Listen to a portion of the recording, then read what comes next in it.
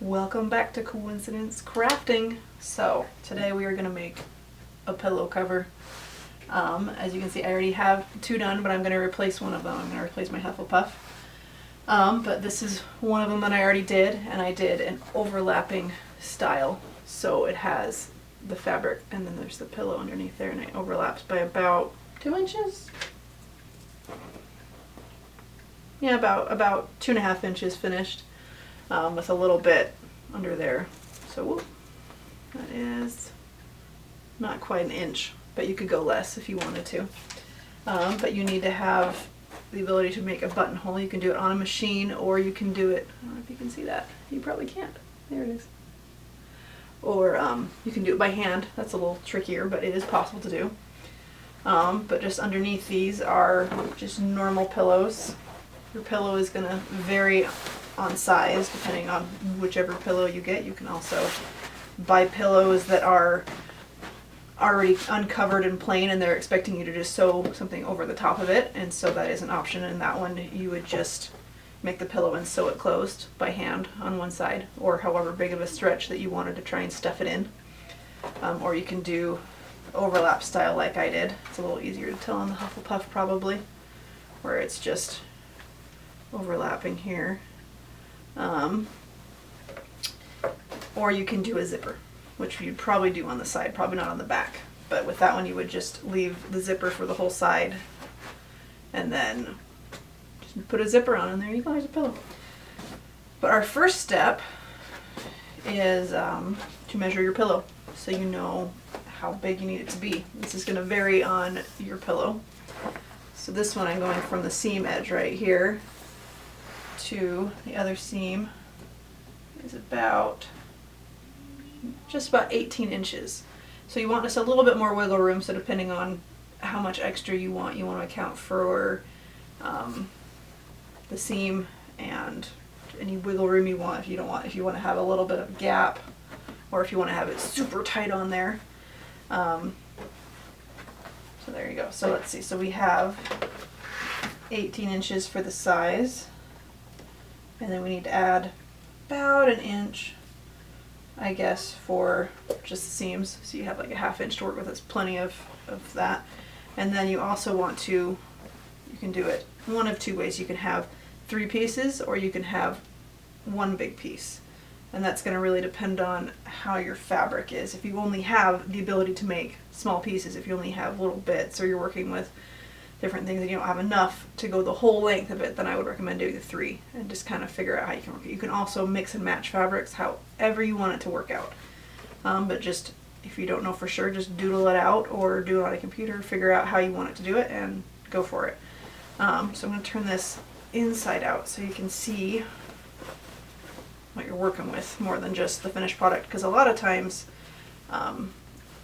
people who are newer to sewing especially will look at something and go, I don't know how they put that together. It's a thing. It's there. I don't know how it's constructed.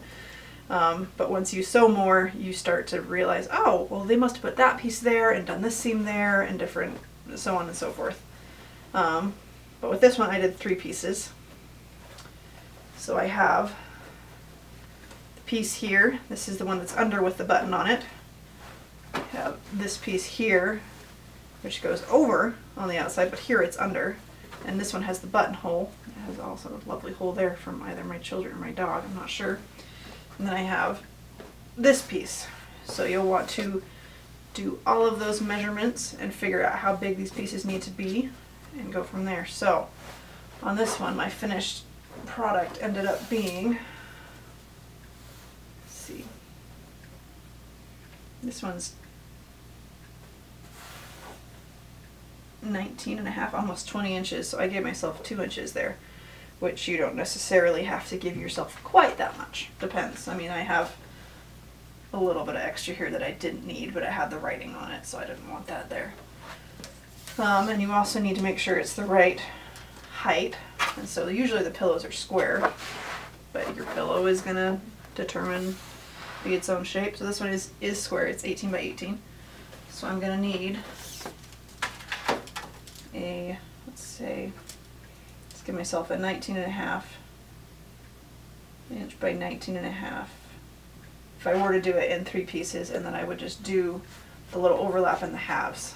So that would make it, see, 19 is a nice, hard to divide number. So that would be 8.5 plus a half, so 8 3/4 plus 2 inches. So 10, 11, we'll just say 11 inches. If you were to do it that way. And if you wanted to have it the whole way, then you just add all those together. So that would be 19 plus 4, 41 inches. So I'm going to measure my fabric now and see if I have that much. I think I got 2 yards of the fabric that I chose. And what I picked, which was my second choice, my first choice wasn't available, is Baby Yoda. If it'll focus. There we go, Baby Yoda. The child, as it is called correctly. 44 inches. So I may try and do just one long piece. So I'm going to have to measure down 19.5 this way so that I have enough to fit the front and back that way for the height, if we're going to make the pillow work that way. And then I need 41, which is right here. So pretty much all of my fabric, but then I'll just have a little bit of extra down here that I can make some masks out of or something. Something else fun. So then I use my sewing cutting mat, and I have this Clear Classic, oh, I can never remember what these are called. Anyway, but this is a wonderful thing that you can't see because it's clear. But it has a grid system on it, and I'll put the name of it on the screen once I figure out what it is. But you can measure out and keep it straight because you can orient it on the other one. I think I will move the camera closer so you can actually see what I'm doing, because that'll make more sense. So I skipped ahead so you don't have to see me fiddling with fabric for a few minutes. So since my undermat here is just small enough that it doesn't quite, I can't fit the whole piece of fabric on there because this is sort of a long piece. I just moved it again, and now I'm going to cut from the other side, and then I will make the 2 pieces meet in the middle. And that should hopefully, fingers crossed, give me a straight cut. This project is a little more forgiving than some. There's some that you gotta be super careful, and in those I'm much more careful about what I do. This one, I'm just making a pillow cover. And I promise I will not just do sewing videos because I want to do more than that, but these are the easiest things to do right now because it's super hot outside. Oh. Looks like I'm not even here. This is not good. Am I? No, maybe I am. Okay, that's reassuring. It's really easy to get stuff off though when you're going over a long distance. There we go, I'm all matched up, and I can take off my extra fabric. So this way I have all this extra whole strip here compared to having a strip and then another strip on the side. Move this guy off yonder. I like to fold them up if I can so that they stay nicer. So now I have this long, lovely piece that goes all the way off screen over here to all the way over the screen over here. But I don't need this whole length. This is a lot longer than I need for the pillow. So, but just to make sure I did my math right, I am going to lay the pillow on it and see how it fits. Because sometimes my math gets away with me. So if I go like that, go like that, and I have it totally covered, and I have lots of extra here to make my seams. Get those done. Keep going off screen with you guys. I'm sorry about that. Edge is off. So I'm going to do the same thing with this edge right here. I should pull back so you guys can see a little better. Does that work? No, now you can't see at all. There we go. That's a little better. Do 2 inches, but the nice thing with this guy is he's long enough now that he can cover the whole thing, and I can use these marks to find my 2 inches, which you still can't see, but yeah, I can use my 2 inches right there and just lay it on and I'll show you. So I want to take off about 2 inches, so I get this all lined up straight. I use the corners on it, make sure it's as straight as I can, and then just slice right down. My thing was a little bit sharper. It wouldn't keep catching and leaving little threads. Oh, we're getting there. Let's get. Okay, so we've moved locations. It's exciting. So now I need to get nice pretty edges on the folded under edge. That's going to be the little lips that overlap. So usually you can use pins if you want. I don't like to use pins very often because I always poke myself. Or you can use little clips. These are little quilters clips and different things. Have little things, you just do that. But I've been doing this enough. I'm going to see if I can just freehand it and just fold it over and go for it that way. So I'm just going to kind of push it over. I don't know if you can see that. So I just pull it over that way. But if you're a newer sewer, don't do this. You know, take the time to use the pins and things until you're comfortable and confident doing this. Because otherwise you will have it slip and slide on you and you will be rather disappointed with your results. So the only hard part with doing it this way is that I have to do it on the underside. So I'm going to put my presser foot down. This one even has a nice guide that it's sort of got something on the fabric that it gives me a pattern. And then with some machines you have to roll it to get the foot down or get the needle down on different things, but I am kind of lazy that way, but I will do it this time. So I'm going to go forward. I'm going to back stitch just a little bit. I have a back stitch button on mine. You may not. You may have to crank this side. Or however your sewing machine does it. And I mean, if you really want, you can do this by hand even. I'm just choosing not to since I don't have to. I'm going to back stitch again. So you back stitch so that it doesn't just pop the seams on the thread on the end. In the middle you're fine because you have all the other threads supporting it, but on the end if it gets picked at, then it can, that's why it'll pop open and why they recommend back stitching whenever possible. There's some things you don't want to, but I don't do those as much. And now I just gotta do it with the other side. Let's go for it. So now I have two nice edges there, and I'm gonna do the buttonhole once I have picked my button, but I can do that after it's all assembled pretty much. So from here you can go one of two ways. If you have a serger like I do, you can serge it for the top seams, or for the how you get it together. So like I just have a long strip right now, right? So, but it's gonna be, it's an exciting video for you. My camera angles are amazing. This is estimation, but it's going to be folded over like that. This is way overlapped than it more would be. But you want to do this top seam and then the bottom seam. So I'm going to get those lined up off camera and then I will be over at my serger. So we are at my serger now. Turning off my phone so I can focus on you guys. So this is a serger. They're usually very scary looking. They still scare me sometimes, but they have a blade in here that cuts off the fabric. So whenever you have the inside of like a t-shirt or something and it has that nice lots and lots of threads in the seams, and then but it's just nice and smooth and all contained, especially like along like inside like here on your shoulders or anywhere not like the edge, like on the edge of a cuff, but anywhere internal seams, those are usually serged. And they make it so that you can have a nice edge compared to all of these little stringy bits. So I went ahead and I did use my little clips for this guy just because I don't want it to slide here at all. You want your serger thread colors to match marginally. They don't have to be exact matches because you usually don't see them on top. But you lift it up just the same.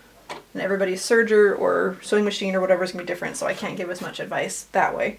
And you can do this on a sewing machine. You just sew up the seam normally, and then if you want to trim this, you can do a zigzag and then trim it or something, or you can just trim it and then do a zigzag. I don't like doing that as much, especially since I have a serger, which just works better in general. But anything I'm doing, you can still do without these tools. So we're going to go for it and hope this works.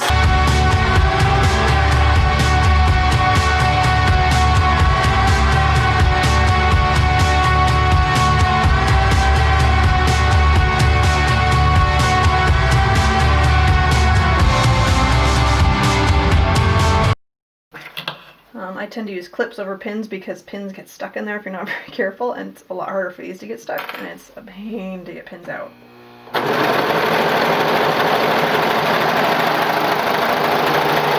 And you always want to go further than that. You don't want to stop like right here, because then you don't have enough to go off of for next time. So you don't want to trim it down here either. You want to trim it right in the middle. We have our nice serged edges, and we can go back to the sewing machine.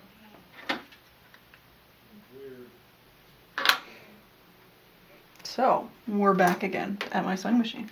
And I found buttons. I actually got them today. These are made out of coconut, which is kind of cool. The back is darker, and that was bad lighting. Back is darker, and the front is more super blurry. Super blurry. So I have these two, and they mostly match. I'm gonna have this side up, where they are pretty close in color. And I'm using a button foot, which are super weird. If you ever find one of these, they look really weird. And I'll have to make sure I'm doing, oh, there we go. So this is where it's going to connect to the machine, right down in here, where I can, mine it just releases the foot. So I just pop my foot in and out, and then that's where that bar is going to grab on. But I'm going to get this part to hold the button, so it's going to make it cover just enough distance for that particular button. And so you can fit most any button. I think you can do even bigger buttons, but there's other tricks to doing that, and I don't know those as well. Let's see, so I have to go back a step to go to my buttonhole thing, because mine is fancy like that. So I'm just going to do a straight, just square. You can't see it at all. Let's see if I can get it to... it's super fuzzy still. Anyway, these are different spots, and it's showing that it has the buttonhole foot for mine, but I have a fancy-ish one. There are much more expensive ones out there, but this is what I got. So since the button is going to be underneath, I need to get it in this one, which is underneath right now. So I'm going to do two, because I learned my lesson last time, that one button and small children do not mix, especially with such a large expanse of space. So I have to, oh, come on you, have to have two. So I'm going to just pick, generally, if you want to be really careful about it, you will measure out and get them equidistant or anything, but I'm just going to kind of eyeball it.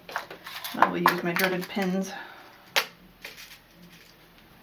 And just pick two generally equidistant spots. And I want to make sure that it's, yep, that'll be, because you want to make sure that you have enough fabric underneath it that you can fit the button there. And you're going to hand sew on your buttons. Unless, I think there are some machines that do them too, but I don't even want to try that. That's a little more than I want to do. So I think you do it right there. We're just gonna, and you let the machine do pretty much all the work. There are, if you have an older machine, it's gonna vary, but with mine, I pretty much let it do all the work. I'll move back just an image. And I'm just gonna go for it. Lower the buttonhole lever. Oh, that's right. There's a little lever on mine that I'm supposed to put down too.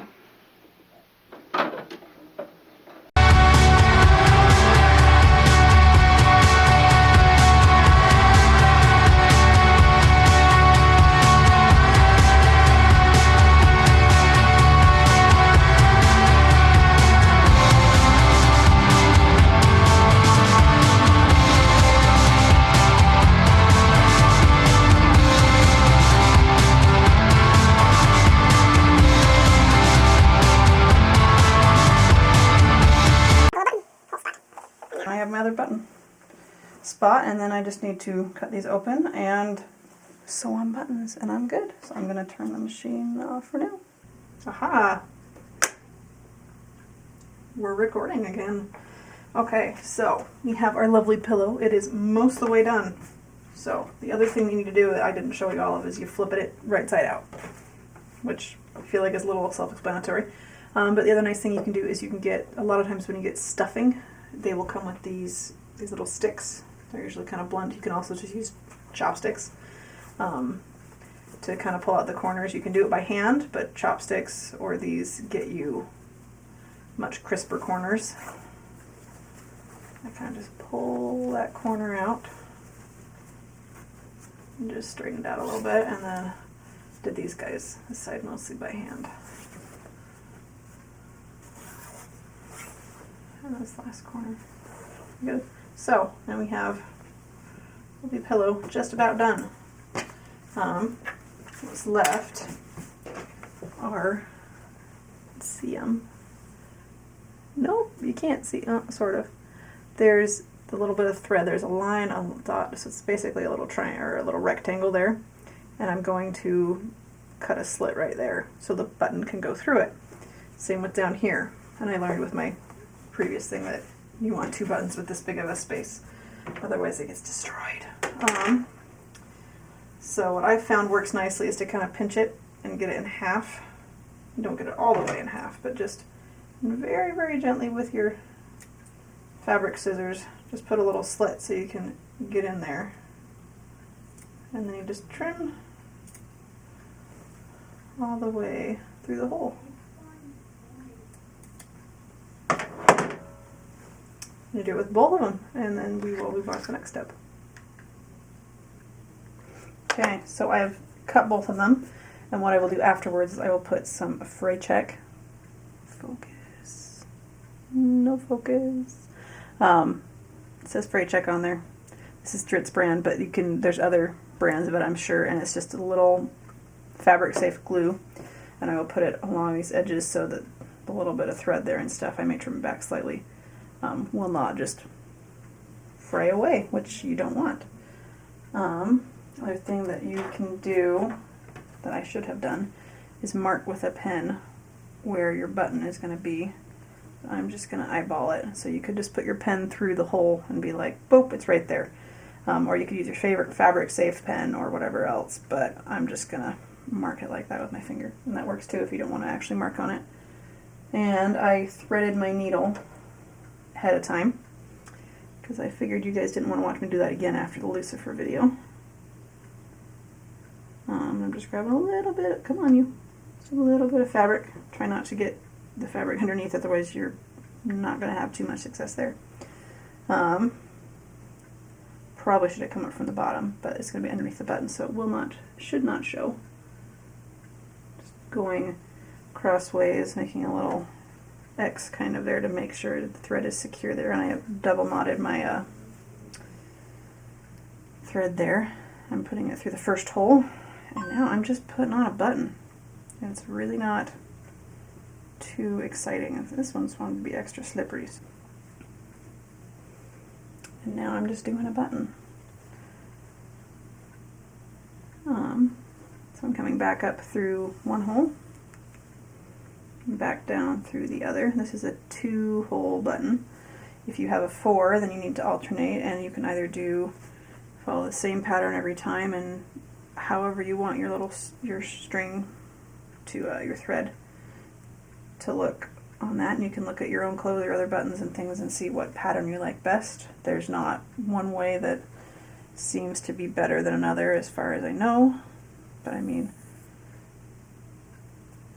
it's just kind of up to you how you want it to go. You're just attaching it to there. I'm just sewing on a button, and it's probably not in focus. Why are you not in focus? Where is focus? Certainly not close. You're like way out here. Okay, I will figure this out. I am still learning, and it's an adventure for everybody. So I'm going to do this a couple more times real quick, and then one thing I'm going to do to make it a little bit easier to move around the button and wiggle it and stuff, because you may have noticed sometimes with buttons they're like super tight to the fabric, and they usually get looser with time. But if you want them to still be fairly well secured, but a little bit looser, and to also protect the threads, you come up underneath the button. You're coming from underneath, and you don't go through the hole, but you come up underneath the button, and then you just take your thread and you wind it around the bottom thread, so that helps protect them. And then you can go through there. Come on, you. Okay, there we go. And back down another hole, and I'm going to call that one good. And I'm going to use the underside and just tie it off. So I'm going back through my thread, so I have a big loop. I'm going through it, tying it. I do it twice just to give myself more assurance that it's not likely to break on me. And then I snip it, and I will repeat for the other button, and then I will show you guys what it all looks like when it's done. You can have your couch go from this to this, including the child. Well, not included, but you have to just buy him. So I will come and get some close-up shots, and it'll be much better. So we have our finished pillow right here. Whoa, I can't ever get it all in the frame. There we go. Along with strand. I also made this pillowcase earlier, and I redid the buttons on it because my child tore them. But here's the back side. You have one button and another button, and you can just undo them. And there's your pillow underneath, and you just shove it inside when you want to wash the cover or anything else, and it makes it so you can have your lovely decor. Mine is all Star Wars now, so enjoy.